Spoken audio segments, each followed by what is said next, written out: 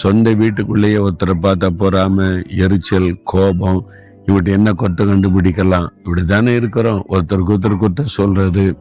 அப்ப வேலை செய்யற இடத்துல, வசிக்கிற இடத்துல, எதிர் வீட்டுல சின்ன காரியம்னால அதை பற்றியே பேசி பேசி பேசி அந்த குறை, இந்த குறை, இது மாதிரி முறுமுறுப்பு, இப்படிதானே வாழ்றோம். நம்முடைய இருதய கபடற்ற ஒரு இருதயமா இருந்தா பாருங்களேன், யாரை பற்றி இந்த குறைகளை நமக்கு தெரியாது. எல்லாத்துக்கிட்ட சந்தோஷமா மன மகிழ்ச்சியா இருப்போம்.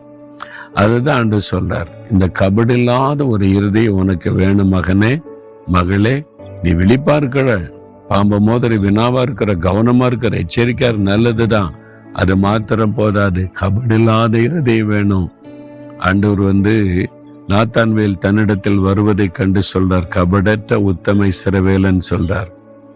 ஆதி திருச்சபையில தெய்வ பிள்ளைகள் ரட்சிக்கப்பட்டு இயேசுவை பின்பற்ற ஆரம்பித்த போது அந்த மக்களை குறைத்து கபடமில்லாத இருதயத்தோடு அவங்க இருந்தாங்க அப்படின்னு வசனத்துல சொல்லி இருக்குது. அப்ப நான் அப்படி ஜெபம் பண்ண, ஆண்டவரே கபடில்லாத இருதயத்தை எனக்கு தாரோம்.